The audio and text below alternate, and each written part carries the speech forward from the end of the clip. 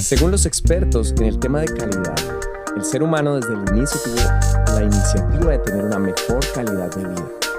Y en la actualidad es un tema muy popular. Sin embargo, la Biblia nos da una opinión diferente al respecto. Hoy se habla mucho acerca de este tema, puesto que la calidad es el imán que orienta y atrae a las empresas e instituciones que tienen claros sus principios. Y a nivel personal hay una fuerte tendencia de tener calidad de vida. Aún así, el panorama actual no es muy alentador. Acompáñame a estudiar el tema de hoy en relación a la calidad de nuestro corazón, según la palabra de Dios, según lo que Él busca en nosotros. Y continuamos de esta manera en esta serie, Guarda tu corazón. Yo soy César Méndez y este es el podcast Entre Palabra y Canciones. Y vamos con esta nueva serie. Bendiciones para todos.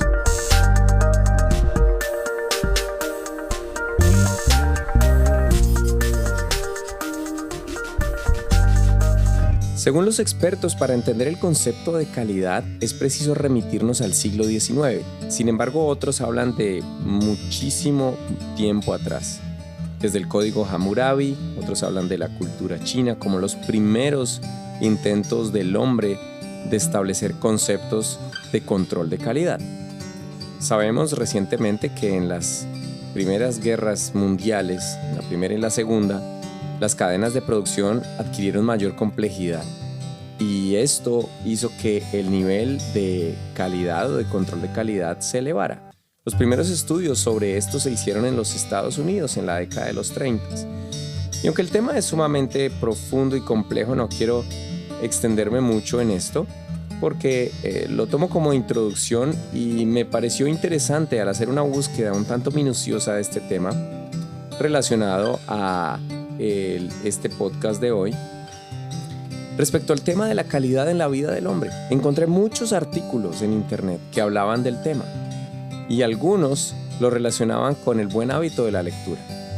Espero que también estés de acuerdo en eso. Yo estoy muy de acuerdo en que la lectura es un muy buen hábito para mejorar la calidad de vida. Y aunque estoy totalmente de acuerdo, me llamó la atención que en la mayoría de blogs o de páginas que Google arrojaba en sus primeras opciones por defecto, la mayoría mostraba bestsellers o nombraba los mejores libros para leer si quieres mejorar tu calidad de vida o los 10 libros recomendados.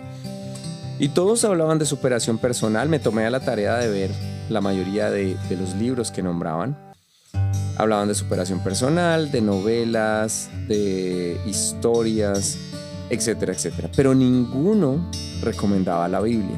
Esto refleja y confirma un poco el por qué tenemos un panorama tan oscuro en relación a la decadencia del ser humano en la actualidad.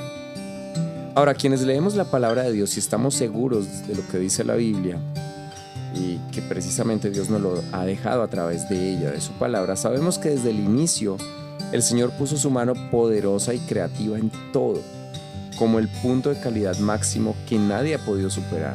Y según lo leemos en el Salmo 8, donde dice que Dios creó al hombre como parte de su obra majestuosa y nos hizo poco menor que los ángeles, vistiéndolos de honra y de gloria, de autoridad. Sin embargo, la decisión del hombre fue renunciar a eso. Y desde ese momento, el estándar de calidad en la vida del hombre y de la mujer se bajó a su más mínima expresión. Sin embargo, Dios, que está en control de todo y quien se caracteriza por hacer todo con la más suprema calidad, no dejó las cosas así. En términos bíblicos, y tomaré como referencia el texto de San Mateo, capítulo 5, versículo 8, donde dice: bienaventurados los de limpio corazón, porque ellos verán a Dios. Una bienaventuranza o bendición para quienes el Señor considera los de limpio corazón. Y sabemos que su estándar de calidad es el más alto.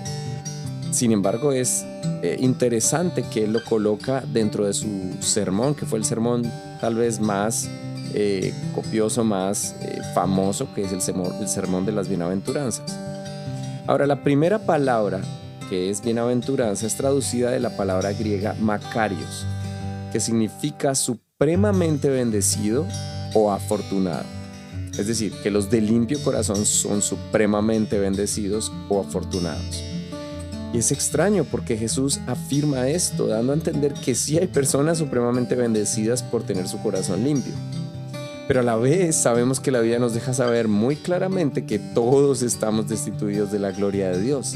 Según Salmos 14, según también Pablo lo afirmó en Romanos, el capítulo 3, verso 23.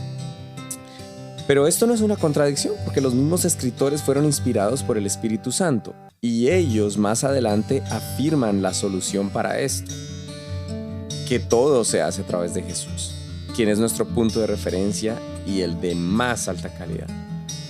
Ahora, mucho antes que el hombre se inventara todos estos conceptos que leí o que simplemente comenté al principio como introducción, lo cual fue muy general, el Señor desde el principio ya había establecido sus estándares de calidad para nosotros, con el único propósito que como sus criaturas le pudiéramos agradar y pudiéramos vivir bien.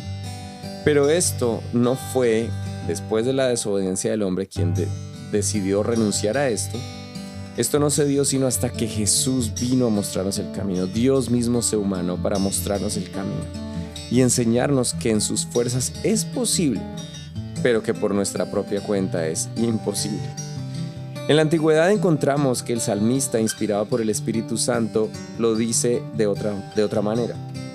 En el Salmo capítulo 24, él establece un principio que es muy claro. Y dice en el verso 4, hablando de quién estará en el lugar santo de Dios, el limpio de manos y puro de corazón. Y luego nos deja saber a qué se refiere con ser puro de corazón. Dice, el que no ha elevado su alma a cosas vanas, ni jurado con engaño. En otra versión, lo dice como el que no adora ídolos y siempre dice la verdad. Ahora pensemos en estas dos cosas. Algo simple. Dios demanda a quienes son los limpios de corazón o hacen el intento de serlo. Dios demanda de ellos la adoración y la sinceridad. Y no sé si esto te suena familiar a esa conversación que tuvo Jesús con la mujer samaritana y que registró San Juan allí en su Evangelio capítulo 4, verso 23, donde Jesús le dice a la mujer que hay un momento que llega la hora, y ahora es cuando los verdaderos, no otros, los verdaderos adoradores adorarán al Padre en espíritu y en verdad. Esa es la base que Dios demanda, el centro de nuestra importancia, el centro de nuestra prioridad, y que todo lo que sea enseñanza, dirección, propósito en nuestras vidas como prioridad sea Él. Y esto se hace a través de su palabra y luego lo demás. En otras palabras, cualquier persona, animal, cosa o actividad que sea más importante que Él en nuestras vidas es considerado como un ídolo. Y yo sé que para muchos esto es fanatismo porque lo he escuchado durante toda mi vida.